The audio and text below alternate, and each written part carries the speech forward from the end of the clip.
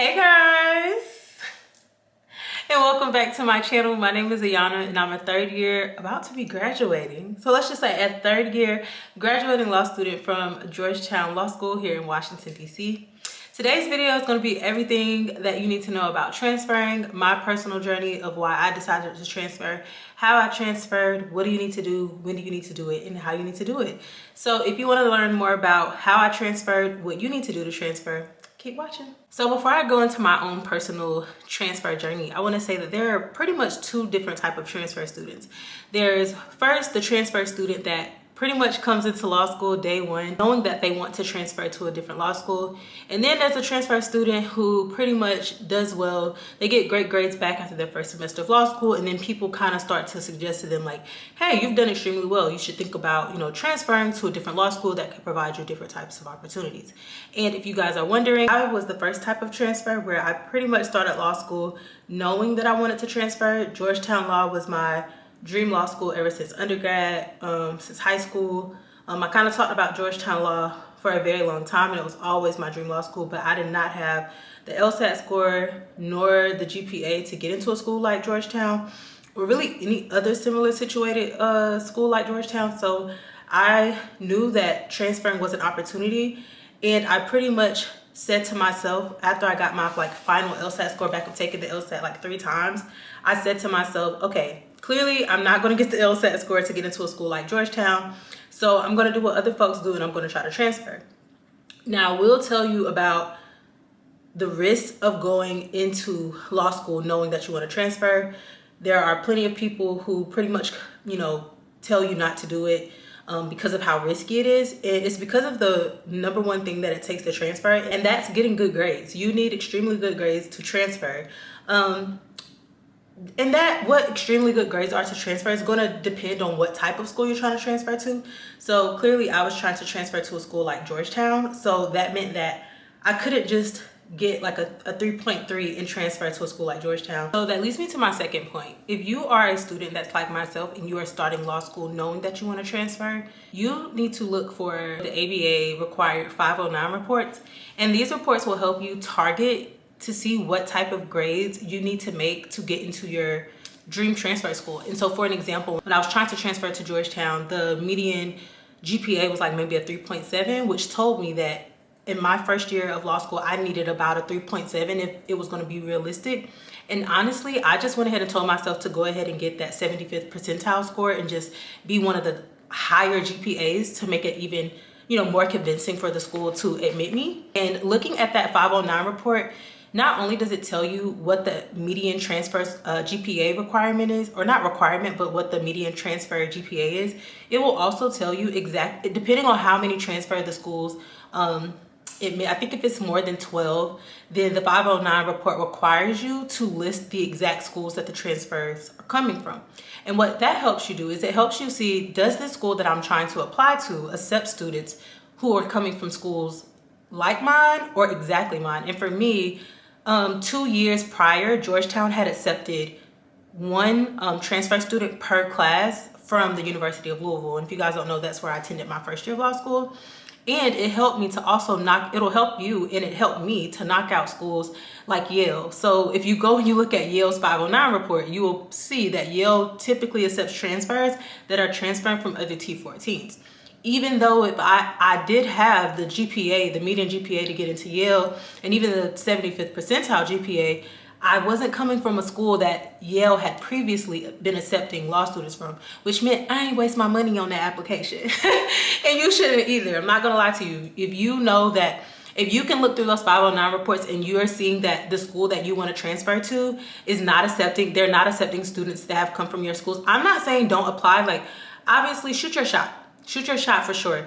But it would have been pretty silly of me to transfer. It would have been pretty silly for me to have submitted an application to Yale knowing good and well that they had never accepted anybody else outside of the T14 in prior years.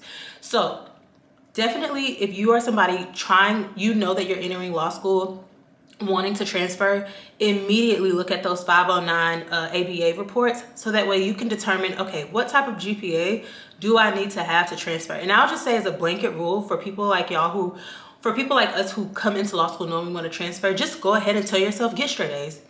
Just go ahead and convince yourself, get as close to a 4.0 as possible. That is your dream GPA. And of course, are you going to get a 4.0? Likely not. Most law students don't. I got straight A's my first year of law school and still didn't get a 4.0.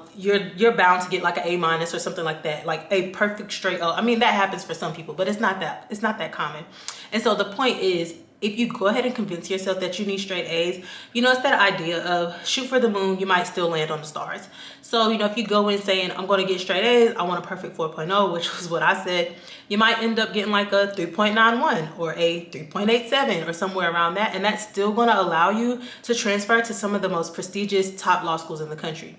Now, some of you may be wanting to transfer, but it's not necessarily it's like a T14. It might be the best law school in your state. So for example, let's say you live, I'm from down south, so one of the biggest state schools is like Emory. Emory is a huge state school for like Georgia, right? They're one of the most prestigious law schools in the Southeast. The point is, like, they're an extremely competitive school to get into, but for their transfer 509s, you might not need a 3.8 or a 3.9, but you might need like a 3.6 or 3.5. So that is my point in saying that. Go ahead and just look at those ABA 509 reports so that you can see your target school. So I would say that's the first thing to do. Go ahead and identify your potential target schools by knowing what type of GPA you need based on what types of school you want to transfer to. I'm telling you now, if you're wanting to transfer to the T14s, the T6, you need straight A's. Just go ahead and just convince yourself that you need to get straight A's. Obviously, there's going to be some discrepancies. Don't let anyone tell you no but the school. So if you don't get straight A's and you get a 3.5 something, I know people who transfer to Georgetown like a 3.5, 3.6, something like that. I know other transfers who told me that they only had like a 3.6 or 3.5 and that they still got in. So obviously let the school tell you no. That's my point. But at the same time, be realistic for yourself. I would not be applying to Harvard with a 3.4 trying to transfer. Like, just be realistic. Don't waste your money on those applications. But do with that information what you will. The last thing I'll say about people who are entering law school who know that they want to transfer, the only thing that you need to be concerned with at that moment, the moment you start law school, I wouldn't be wasting my time, doing transfer things like the application process the very first semester, because applications don't typically open up for those early decision schools until about maybe December. The applications aren't open that early anyway, so the only thing you honestly should be focusing on if you're that first type of transfer student is just making great grades. That should be your only focus at all. Everything else I'm going to say in this video will apply to everyone, regardless if you're coming to law school knowing you want to transfer, or if you're one of those people that you've just done extremely well and now you have professors or maybe friends who are in the legal community. Maybe you have lawyer friends or lawyer parents and they're telling you to transfer. Everything after this will apply to everybody. So you've pretty much decided that you want to transfer. Here's the tip that applies to everyone. Go ahead and start building a rapport and relationship with your first semester law school professors, because in the transfer process, when you are transferring law schools, your letter recommendations, these transfer schools, they're going to want them specifically from law school professors. So the undergrad professors that you've probably used for your first round of applications for your initial law school application, that's not really going to be helpful for you, because this time as a transfer, they're going to want to hear from your exact law school professor. So that's very important to keep in mind. If y'all see me looking down, it's because I have notes and stuff. So I would say, as a first matter, in that very first semester, just focus on A, making good grades, and then 2, building your relationship with your professors. That way, when it's time to get letter recommendations, you have all of that covered. In terms of the transfer application process, it's not anything different than what your initial law school application is. So when we first, were applying to law school, we had to use LSAT. You had to pay that crazy $200 fee for the CAS system. And then you have to pay like each fee for the application and then the school's application fee. That process is the exact same. Letter recommendations, undergrad transcripts, etc. However, the coolest thing about transferring now is that most of the weight on your application is your law school first year grades, which means that's going to be one of the most important parts. So like, your LSAT score is irrelevant now. I don't need to see this LSAT score that's supposed to indicate how well you're supposed to do in law school, because you just completed a whole first year of law school classes and I have your law school GPA. So if you're like me and I scored average, below average on the LSAT score.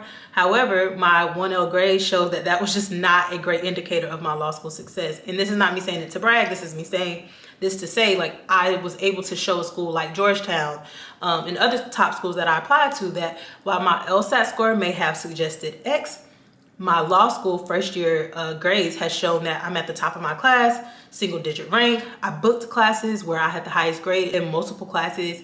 So pretty much my LSAT score was really irrelevant for, you know, my application, because here's this LSAT score that's supposed to say how well I'm supposed to do. Meanwhile, here's my law school grades that showed exactly how I did. So your law school grades are going to be extremely important for your transfer application, which is why I prefaced it by saying you're going to need great grades depending on what type of school you want to transfer to. And then of course, a personal statement. Now, in terms of what I did for my personal statement, I took my initial personal statement for law school and I modified it to fit obviously a transfer personal statement. And I think the difference between the modification was that I first still established, I borrowed from my initial application, establishing why I wanted to come to law school in the first place. And then changing it to modify it to fit this transfer application, I changed it to say, here's why I wanted to come to law school. Here's how your law school is going to help me to achieve the goals that I originally had to come to law school. Or maybe you're someone who you came to law school with an initial goal, and now that goal has changed and your law school is going to help me. And something I would totally recommend is making sure you research the schools. Is there a particular professor that you would like to study under? Are there more classes available at your school? Are there clinics that are offered at this new transfer school that aren't offered to you at the school you were attending? For me, I was attending the University of Louisville, and we literally only had like one clinic, I believe, maybe two. I'm pretty sure it was two, but it was like domestic violence, and then one was, I want to say something with juveniles. So obviously, me knowing that I was going into wanted to go into corporate work, there were no corporate opportunities really at my school that was current at my school. And then two, the biggest thing that I really hyped up in my personal statement was the vast, I mean, so many classes offered at Georgetown, to where at my initial school, pretty much all I could take was doctrinals. There were like one health law class, maybe a couple one-offs, but I mean, mostly at the school I was attending, it was strictly doctrinal classes that I could take, and the messaging was totally different. At my initial school, pretty much the objective at my main school was that you are going to learn all of your doctrinals here to prepare you for the bar exam. And Georgetown is totally different in the sense of we offer about 500 courses, and you will learn the bar when it's time for you to study. You're not here to really learn all these crazy doctrinals that you're going to learn on the bar exam when you're studying for the bar exam anyway. And they kind of operate under this premise that you shouldn't be treating your law school journey, your law school education as a long bar prep course. I think that's the difference between T14s and other like types of schools, where it's honestly the amount of courses, the crazy amount of topics. I mean, at Georgetown, I have taken a class on in all types of area of the law, things that I'm truly passionate about, things that I'm truly interested about. And I didn't have to spend my entire law school career sitting in classes like admin law, sitting in evidence, or taking, and it's like, of course I need those things for the bar. Like for an example, I'm not taking decedents.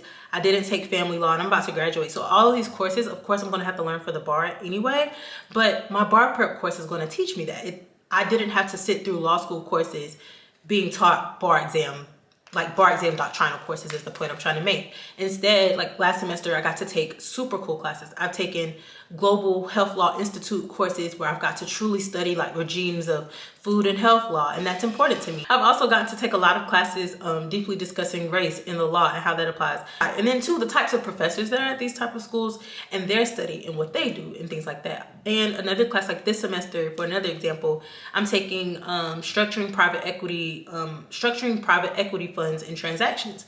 I would never be able to take a corporate transactional type of class like that at my old school. And a lot of schools don't offer, you know, a lot of transactional corporate courses, but schools like Georgetown, I mean, I've taken so many corporate law types of classes beyond just securities, beyond just contracts. And that was all that was available to me at my first school, versus transferring to Georgetown would give me access to so many of the corporate classes here.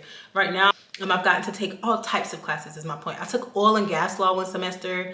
I've taken classes dedicated to truly just learning about the selection process for the judicial selection for, you know, when federal judges are nominated, like just getting to look at that type of stuff. I took racial capitalism last semester, which was extremely fun and so much fun. So the courses that are offered here, I hype that up in my personal statement to say, like, you know, I want to come and I want to learn more than doctrinals. I want to learn more than that. I want to come to a place where I can truly get a good grasp of legal things that are in every facet of the world and not just in typical, you know, first year, second year, third year doctrinals. So my point is of saying that when you're writing your personal statement, make sure you're doing so much research. That way you can tell the school why your law school goals are pretty much in line with what the school has. You know, you guys have this clinic, you have all these courses. I want to learn from this professor, etc. And it shouldn't just be some little statement at the bottom that, you know, you probably haven't put in all of your transfer applications where you just plug in the school. Definitely don't do that. I would not advise that. The last thing I'll say about the process and the application process, one huge tip of advice that I've seen this happen to students: do your transfer applications when they do open in like April and May. Submit them as early as possible, especially if you're interested in the private sector and you're coming for like, you know, you want access to the top, you know, prestige firms and big law. Because I've seen now there's a trend in OCIs moving earlier and earlier and earlier throughout the summer versus like when I transferred, OCIs began in August. Now OCIs are pretty much, you know, processes are beginning in like June and May. And so if you're not being accepted and if you're not placing an application until like late May, early June, and you're not deciding on where you're going into July, you might miss the OCI period. And then you're on your own to find your own big law job. And that's not fun. So I would say definitely move early, you know, be quick, be prompt, and all of those type of things. So now that I've explained the official process, how it's pretty much the same as LSAC and all of those types of things, I want to now talk about the most important thing was, from my own personal experience of transferring, is it worth it? Is it worth it? Would I do it again? One of the biggest things I'll tell you about transferring that I'm not sure if you guys know, but when you are transferring, especially to these, you know, if you're looking at the T14s and the bigger schools, or maybe you're looking at more prestige schools in your state, you know, with better ranks and stuff, one of the biggest trade-offs is if you're at your initial school, especially for me, I had a pretty hefty scholarship. I had to give that up to come to Georgetown. And I got some news for you guys. You probably are going to pay sticker. You are probably going to pay sticker when you decide to transfer to these schools. And you're not going to be offered scholarships. That's the biggest trade-off. And that is one of the things that allows these schools to see that you're serious about it, because you're not going to be offered any aid and you're going to be paying sticker price. So that is something to consider. You know, if you have a full ride at the school that you're at now, but you're at the top of your class, is it worth it for you to give up that scholarship just to go to Harvard, or just to go to Columbia, or just to go to a school like Georgetown? That is going to be a personal choice that you're going to have to decide. And I will say, for me, there's two things that I think that can help you make that decision that I would like to share with y'all. The first one would be, I think that it's extremely important for you to go ahead and identify what are your career goals within the legal field. If you have dreams of clerking for the Supreme Court one day, and you were like me, you were at the University of Louisville, but you were at the top of your class, you're probably not going to get a clerkship, just based on trends of who we see get Supreme Court clerkships. If you have dreams of just being at a regional, huge, big law firm, and you're already at the top of the class at your current school, does it really make sense for you to transfer if that's your goals? Because you probably have access to all of the, you know, major, you know, employment places around you already if you're at the top of your class. And I'll give a, you know, just personal testament. I definitely had one of the most coveted big law regional firm jobs after my 1L semester, just based on my grades. And if my goals were simply to just be at a huge regional big law firm, then it would have made sense for me to just stay at my school, because I was already, you know, a 1L associate at that firm, had already been offered to come back the second summer as well. Pretty much probably was going to get the offer to stay after graduation. So if that was just my goals, it would not have made sense for me to transfer. And I probably would just be graduating with a lot of student loan debt when I could have achieved that same goal of being at that regional big law firm, just staying at my current institution. Your career goals are definitely going to be dependent on if you decide to leave or not. I'd like to say about your particular career goals, prestigious public sector type of jobs, etc. And I don't know, I think there's a notion out there that like public sector jobs aren't that, you know, prestigious to get in terms of like grades. People assume that you need the best grades to get big law. Baby, I am here to tell you, you need the best grades to get into some of these public sectors as well.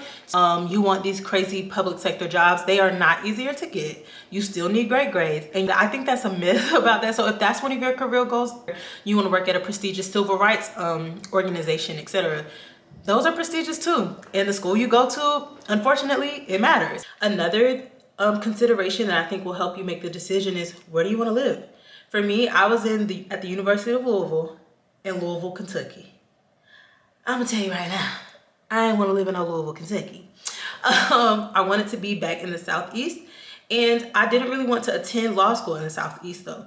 So if I knew I didn't want to attend law school in the Southeast, and I knew I didn't want to be in the Midwest, I knew that I wanted to go to a school that was going to afford me the opportunity to go work anywhere in the country that I wanted, which meant I needed to transfer to a top law school to do that. Because these type of law schools, they attract employers from all over. The point is, going to a school like Georgetown would have afforded me that opportunity to do it. And as you guys have already said on this channel, I've taken a big law position down in the Southeast. We employed, we have a job. But the point is, transferring allowed me to accomplish that. And that was extremely important to me. My family, all of my friends are in the Southeast. And that is where I wanted to begin my legal career, in the Southeast. So it was important for me to come to a school that would afford me that opportunity. So the very last question. Would I do this all over again? Would I decide to transfer? Do I think it's worth it? The short term, I think the long term answer to that is I really don't know. I don't think I'll really know the answer to that until I'm out and, you know, I'm paying back them student loans and I'm, you know, assessing, was it worth it for me to pick up more student debt to come to a school like Georgetown? I don't really know. I think I'll have to see that over time. But in terms of short term, was it worth it? Absolutely. I would say that the access to classes, the professors that I have here, I mean, they're well connected. You go to office hours, you meet these people, you get to talk with them, you build relationships with them. And the networking opportunities, it is immense. And the professors here, they're very renowned in their fields. You know, right now I'm currently in tax law. I think personally, I probably have the best tax law professor in the world right now. And it's just, I'm being taught by professors who are truly accomplished, super knowledgeable, super well connected. And I mean, just for an example, like one of my close friends, she's in the our vice president, Kamala Harris, her husband is a professor at my school. And like, she's taking entertainment law course from him. And she's a transfer student. She would not have had that opportunity at her old school. So it's just like, the professors here are extremely knowledgeable. I got to take an extremely cool federal judicial selection process course where my professor is a true, you know, integral point of, you know, helping people get nominated for these things, putting people in front of us, like just knowing important people. So the classes I have gotten to take here, the clinics I've gotten to participate in here, I participated in the Real Clinic, which I talked about a little bit last semester. That clinic would not have been afforded to me at any other school. So I literally have had so many opportunities. I've gotten to meet a lot of people here. I've gotten to take a lot of great classes here, and I would do it again. As of right now, for a short-term judgment, I would transfer to Georgetown Law all over again. And one of the biggest things that helped me when I transferred was the types of big law employers that came to Georgetown versus big law employers that came to my initial school. My initial school attracted like regional big law firms. And when I say regional big law firms, these aren't typical firms who are like on the Cravath scale. They're not like Vault 100 firms. And that stuff to me now, it's not that important. I don't really like look at, you know, the Vault rankings and take them serious. Some people do. They take it just as serious as like the law school you go to. I don't even take that serious. And it's because if you guys want me to make a video about like the main differences that I've experienced attending a school like Georgetown, who's ranked, you know, I don't know what Georgetown ranked, versus the school like Louisville that I attended, who was ranked in like the 90s, I'll definitely do that. And I'll go ahead and dispel one myth right now. The students at my classmates at Georgetown are no more intelligent than my classmates that I had at Louisville at all. So I'll dispel that right there. And that was one of the biggest pieces of imposter syndrome that I experienced when I was transferring to Georgetown. So I'll go ahead and cut that out right now. I think if I had to like give a huge recap of this video, I think it would honestly just be, number one, if you think you want to transfer, or maybe you're already in law school and you're just wanting to know like, what do I need to do to transfer? One, it's your grades. Depending on what school you need, identify those 509 reports, see what your target schools are, where do you want to go, and look at those schools 50th and 75th percentiles. To be safe, I would argue to you to just perform well enough to where you're at that 75th percentile. That way you can apply to schools knowing that, hey, my GPA is higher than half of the students that you have previously submitted. So that should, you know, give me a greater chance of getting in. So one, definitely target your schools so you can know what type of grades you need to have. Go ahead and go to office hours. Build your rapport with your professors. You know, get in good with them so they can write you a great letter of recommendation. Can't nobody write you a letter of recommendation from your poll calls in class. If they don't know you, they ain't got nothing to say. So make sure you're going to go get to know them. So 509 reports, making sure you get your letter of recommendation. And obviously, like the other stuff, I think is just pretty much, you know, administrative type of stuff, you know, collecting your transcripts. You got to pay for that kind of stuff. You got to pay for, you know, your applications in terms of the application fee. You got to pay for the LSAC fee. You don't have to repay for that CAS fee that you paid for initially when you got to law school, but you do have to pay for them to send off each report, which I remember is like $45. I don't know if it's changed, but like that report dollar amount. And then obviously you have to pay for the transfer application. And I'm not gonna lie, for me, I was applying to schools, all, you know, top law schools. They were all about $85 plus. So it is costly, I will say that.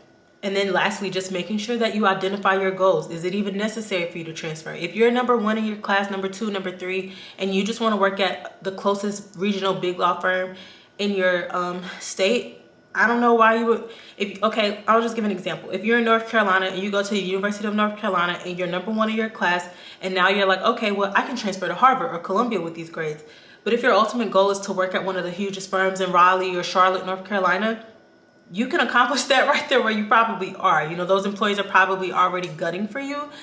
You would have to decide if it makes sense for you to pick up 6 figures of student loan debt to transfer to Harvard or Columbia just to move right back to North Carolina when you could have achieved that same goal by staying at your current school. So definitely identify your career goals. Do you want to work at a prestigious public sector civil rights organization? Do you want to work at Skadden, Kirkland, Cravath, you know, these crazy big law firms? Because that will help you decide if transferring is for you. So guys, that's all I have to say on transferring. If you guys want a separate video about 2 different things I know I said in this video that I know would probably produce questions, like, okay, how do I go into law school knowing how to get straight A's? If you guys want a detailed video on how I made straight A's my first year of law school and have maintained those same grades at Georgetown, let me know. I'll give a detailed video. I think my method is, I'm not saying it's fail-proof, but I am saying it has worked for me at 2 different institutions, and I've given this formula to other people and it's worked for them. So if you guys want a specific video on how I've maintained great grades in law school from start to finish, I will definitely do that for you all. If you guys want a video on the differences, the actual, like, I guess, experiences and differences of attending a school like the University of Louisville and then the school that I attend now, I go to Georgetown. If you guys want to know, like, what are the biggest differences, what are your experiences at the different schools, let me know. I'm free to make a video on those. Just comment. I don't want to make videos that y'all don't really want. In the meantime, make sure you guys comment, like, and subscribe. Definitely let me know what you guys want to hear next, and I'll see you guys next time. Bye.